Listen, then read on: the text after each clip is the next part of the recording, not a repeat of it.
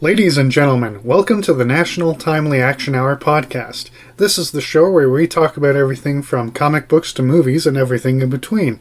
Welcome to our 4th season premiere. My name is Aidan, and I hope that you're doing well today. And in this episode, I want to discuss what I would like to see in the new DC Cinematic Universe, which will officially launch July 11th, 2025. At the time of recording, it is during March of 2025, so we are a few months away, and technically we have already gotten our first glimpse at this new cinematic universe with the animated television series Creature Commandos, which aired earlier this year. However, it doesn't officially begin until the release of the Superman movie, according to James Gunn, who wrote and directed the movie and is the co-CEO of DC Studios, along with Mr. Peter Safran. So, with this all being said, these are some bullet points that I've written down that I would love to see either show up in a major role or at least be referred to by a major character in this new cinematic universe based on DC Comics superhero characters. Now, since these characters have been around for over 80 years, we have many interpretations of them and many different alternate in-universe versions of them.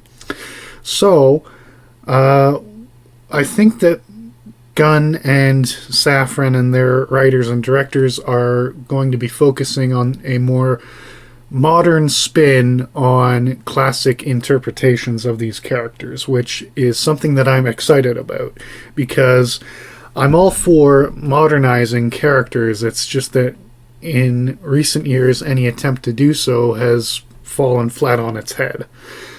The best example is the DCEU, the previous attempt at a cinematic universe based on the DC Comics characters. Now, there were aspects of the DCEU that I did enjoy, but for the most part, I was not a fan of it. And I'm glad that we're getting a new cinematic universe that seems to be taking a lot of care to bring these beloved characters to the big screen in a way that's respectful to the source material, but its own unique thing. So with that being said, the main thing that I would love to see is World's Finest. And World's Finest Comics was a series which ran from 1941 until 1983. It was mainly an anthology series that starred Superman and Batman, and occasionally Robin. And that was the bedrock of Superman and Batman's friendship. And I would love to see either a World's Finest movie or just Superman and Batman in each other's films being friends. And continuing on with that same train of thought, I'd love to see a Trinity movie or just see the Trinity on screen, which is Superman, Batman, and Wonder Woman, the big three of DC Comics. And their friendship is really the main building block of the DC universe, because without Superman, Batman, and Wonder Woman, the rest of the DCU would not really exist. So the main focus should be on the Trinity. And if they did do a Trinity movie, I think that this is pretty obvious, but the villains should be Luthor, Joker, and Cheetah. And I would love to see Priscilla Rich, the original Cheetah, because in the last cinematic universe we did see the modern Cheetah, Barbara Minerva. I do enjoy Barbara Minerva, but I prefer Priscilla Rich, the original version of the character. You could also include Priscilla's niece, Deborah, later on, if they do have her in this new cinematic universe, because if I remember correctly, and please leave a comment to correct me if I'm wrong, but I believe Priscilla had cancer, and so she passed on her fortune and cheetah outfit to her niece Deborah, and so then she became the cheetah. And while you're down commenting, please subscribe to this channel if you're new, and share this with your friends if they're interested in this sort of content. And I post these episodes on youtube.com as well, so please subscribe there, like, share it with your friends, ring the bell to be notified, leave a comment. And you can also, in the description of the YouTube version, find the links to my main YouTube channel where I do in-depth comic book reviews as well as movie reviews and video game gameplays. And you can also find the links to my Patreon page and merch store. So if you would like to support this channel financially, on Patreon there are 3 tiers. The lowest tier is $3 Canadian per month, or you can make a one-time donation. You get a slew of benefits like behind the scenes pictures and outlines that I make, as well as early access to episodes of this podcast and videos on my YouTube channel. You can also read my original writing projects, and you can vote on exclusive polls and watch exclusive videos and exclusive episodes of the podcast. And you can send me specific requests. And you can also buy a t-shirt or a coffee mug from my merch store with my channel's logo on it. Or you can click the links to my social media profiles. I've got a Facebook page, Twitter, Discord, and Instagram. So check that out if you're interested. Anyway, back to this episode. Another thing that I would love to see in the DCU is Nightwing and Flamebird. Now, Nightwing and Flamebird originated during the Silver Age of comic books, specifically in the 1960s during a issue of Superman's pal Jimmy Olsen, where Clark Kent and Jimmy Olsen went to the Bottle City of Kandor, a remnant of Krypton, Superman's home planet. And in that environment, they have a red sun, so Superman's powers don't work. So they became the superheroes Nightwing and Flamebird. And then, since Superman is best friends with Batman, he told Robin about this, the original Robin, Dick Grayson. And so when Dick Grayson grew up, he had Superman's blessing to take on the role of Nightwing. And Dick's ex-girlfriend, Betty, who was the original Batgirl, became Flamebird. And with that being said, I'd also love to see the original Batwoman and Batgirl, Kathy Kane and Betty Kane. In the post-crisis rebooted version of the DC Universe, Kathy didn't exist, so they recontextualized her into Bruce Wayne's cousin, but the original version from the 60s and 70s was one of Bruce Wayne's girlfriends who became Batwoman, and her younger sister, her niece, became Batgirl. And I'd love to see them. Obviously, if they have Nightwing, I'd love to see Flamebird, so that would be very cool. I'd also love to see Power Girl, who is the Earth 2 version of Supergirl, because we are getting a Supergirl solo movie, so you can either have Power Girl show up in the sequel, or maybe have a Power Girl movie or TV show, because they're going to be having interconnected movies, TV shows, and video games, I believe, as well. So I'd love to see Power Girl brought to the big screen.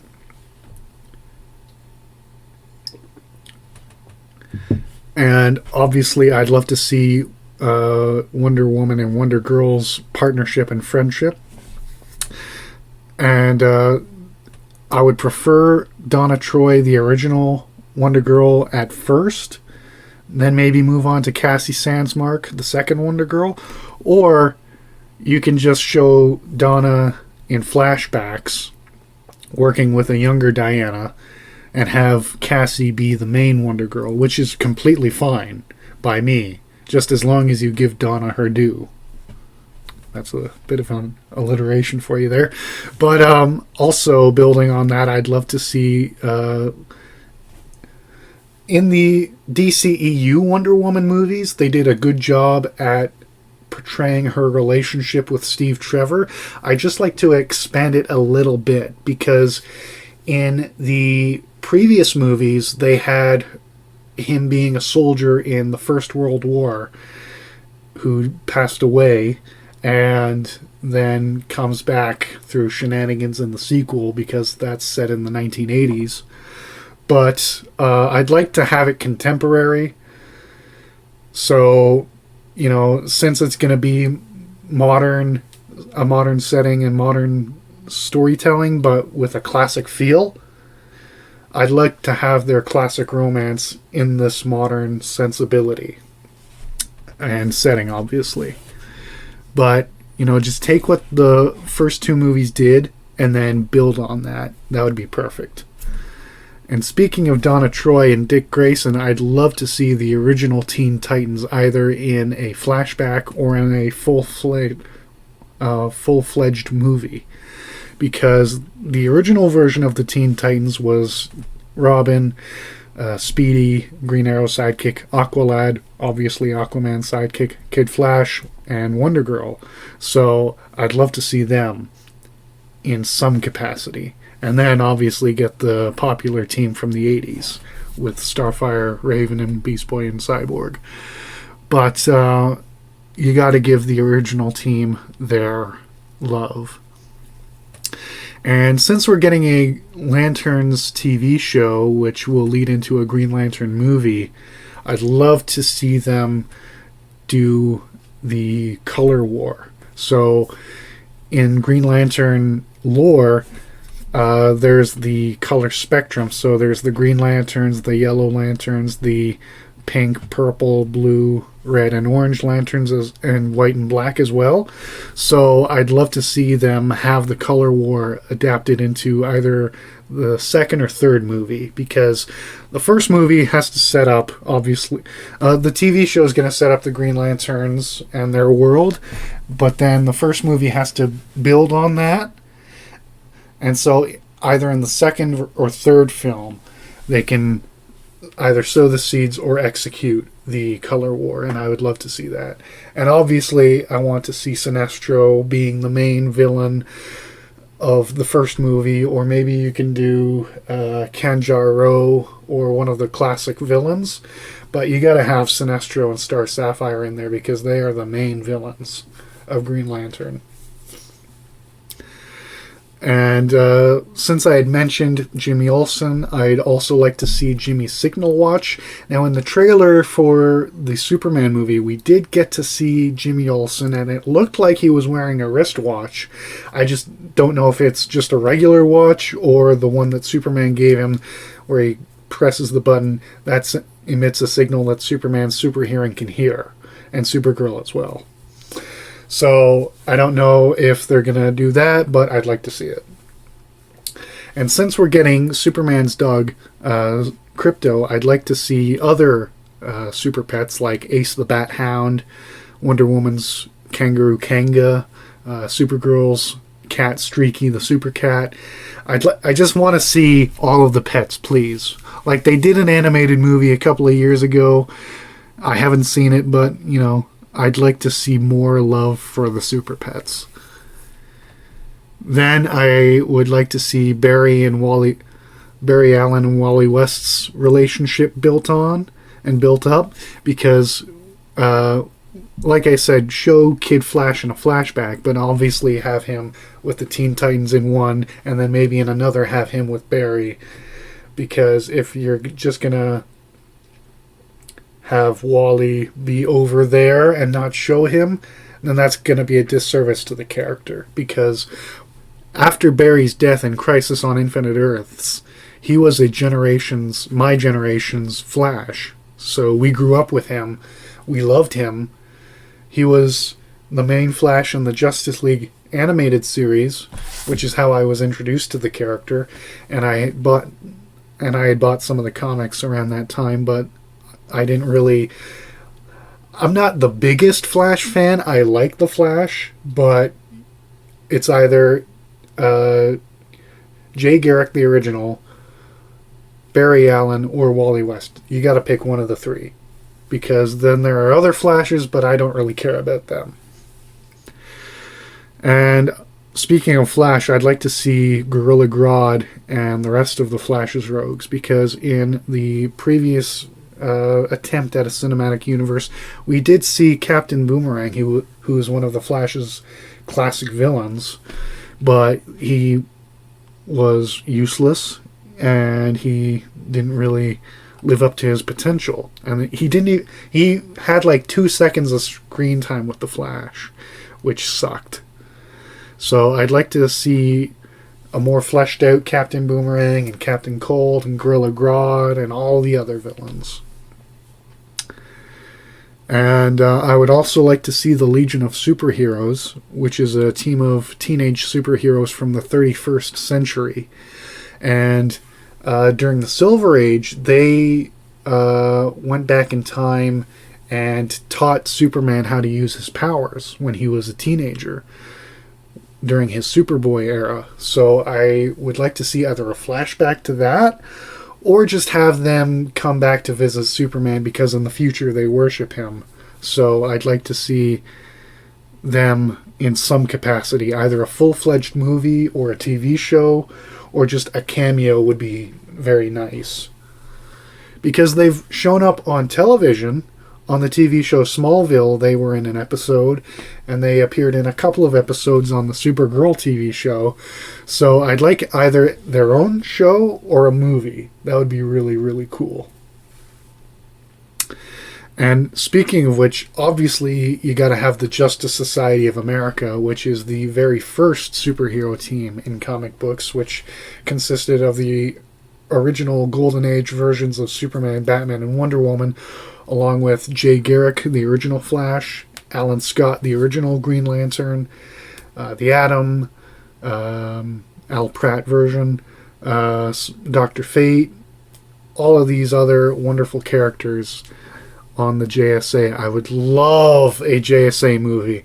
You don't know how much money I would spend to see that, man. I would just die happy if that was actually put to film. We did technically see them on film in the Black Adam movie, but that's mainly just, secondary or tertiary characters. But I would just love a JSA movie, man. That would be so freaking epic. And another team I'd like to see, and it could very well happen, is the Sentinels of Justice.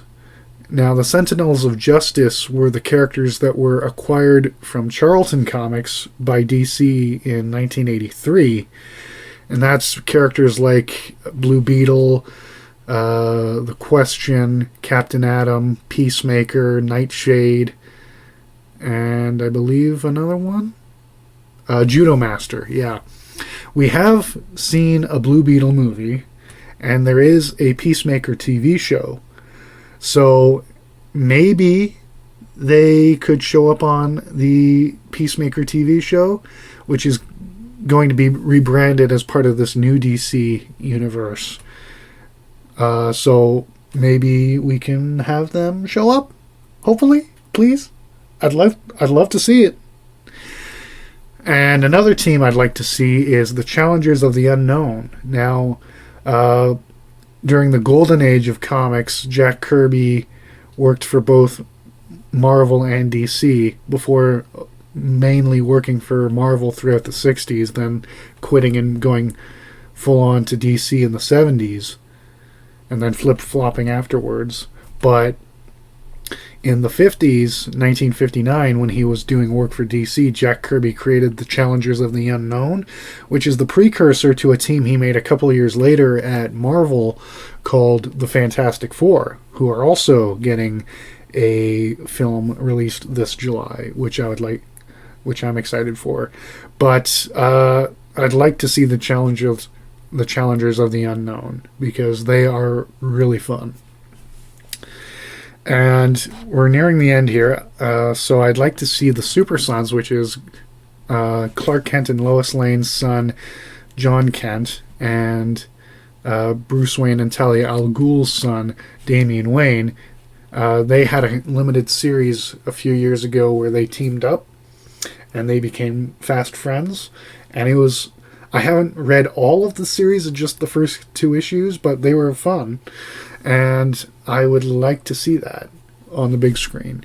And since Damian Wayne is going to be introduced in the Batman movie, the first appearance of this universe's Batman, I would like to see him teaming up with Lois and Clark's son. And another thing I'd like to see is Mr. Mxyzptlk and Batmite, the 5th dimensional beings who annoy Superman and Batman. They're just really fun characters that I'd like to see. You can have a lot of fun stories with them. And if it's done right, it would be really cool.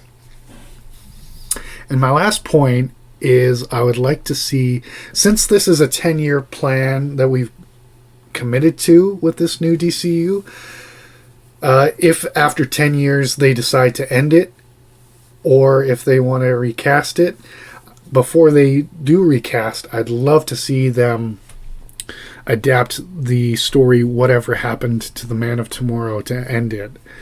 Because Whatever Happened to the Man of Tomorrow was the end of Superman just before Crisis on Infinite Earths concluded, because it was a 2-issue wrap-up to Action Comics and Superman for the pre-Crisis era, and it ran concurrently with Crisis on Infinite Earths. So, I'd love to see that be adapted, either